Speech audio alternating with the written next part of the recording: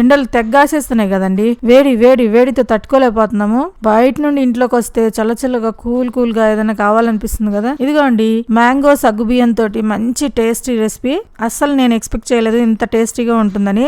And చలవ కూడా సగ్గుబియ్యం యాడ్ చేయడం వల్ల. అయితే ఒక్క విషయం గుర్తుంచుకోండి, బయట నుండి వచ్చిన వెంటనే చల్ల నీళ్ళు తాగడం గానీ ఇటువంటి చల్ల వెంటనే తినకూడదు. మన బాడీ మామూలు టెంపరేచర్కి వచ్చినాకే తినాలి. ఇది ఒక్కటి గుర్తుంచుకోండి. సరే రండి చూసేద్దాం మన రెసిపీని. మంచిగా పండి మంచి వాసన వచ్చే 3 బంగినపల్లి మామిడి పళ్ళు తీసుకున్నాను. వీటిని పీల్ తీసేయండి. అయితే ఈ సీజన్లో ఇదే ఫస్ట్ టైం మేము పళ్ళని తినడము. సో ఆ వాసనకి తట్టుకోలేక ఒకటి తిని పడేసాము. సో 2 పళ్ళతో ఇప్పుడు స్వీట్ చూపిస్తున్నాను.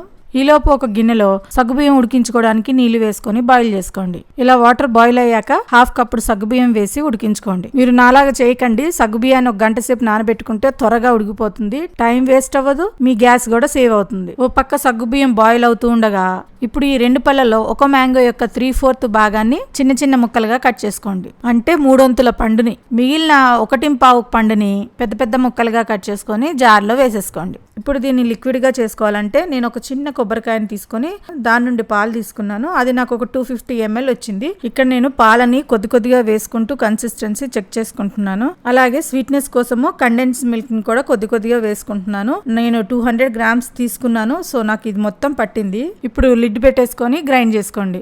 గ్రైండ్ చేసుకున్నాక కన్సిస్టెన్సీని స్వీట్నెస్ ని చెక్ చేసుకోవచ్చు ఈ విధంగా. ఓ పక్క మన సగ్గుబియ్యం కూడా ఉడికిపోయినాయి, ఓ పక్క మన సగ్గుబియ్యం కూడా బాయిల్ అయిపోయినాయి. ఇప్పుడు దీన్ని విడివిడిగా చేసుకోవాలంటే ఒక జల్లెడలో వేసేసుకొని చల్లటి నీళ్లు వేసేసుకోవాలి. ఎంత వీలైతే అంత ఎక్కువ వేసుకుంటే విడివిడిగా వస్తాయి. ఇప్పుడు విడిపోయి ఉన్న ఈ సగ్గుబియ్యాన్ని మళ్ళీ నీళ్ళల్లో వేసుకోవాలి, లేకపోతే మళ్ళీ ముద్దగడుతుంది. తీసి ఒక దగ్గర పెడితే ఈ విషయాన్ని మీకు ఎవ్వరు ఎంత పితుకున్నా చెప్పరు. అందుకే లాంగ్ వీడియోస్ చూడమంటాను. నేను చూపించిన విధంగా అసెంబుల్ చేసుకొని ఒక 1 hour ఫ్రిడ్జ్ లో పెట్టుకొని తినండి. లేదా ఒక బౌల్లో అన్ని కలిపి కొట్టేరా కావిటి రంగా అన్నట్టుగా చేసి ఫ్రిడ్జ్ లో పెట్టుకొని తినండి. సూపర్ గా ఉంటుంది. సగ్గుబియ్యం అంటే ఇష్టపడని వాళ్ళు కూడా ఆహా ఎంత బాగుంది అని ఖచ్చితంగా అంటారు. నాకు కూడా ఒక రకంగా సగ్గుబియ్యం ఇష్టం ఉండదు, అందుకనే నేను ఆశ్చర్యపోయాను ఇంత బాగుందా అని. ఇదిగోండి నేను అన్ని కలిపి కొట్టేస్తున్నాను, కావేటి రంగన అయిపోతాను.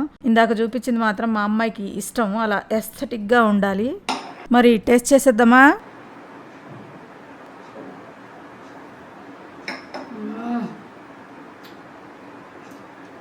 ఎక్సలెంట్.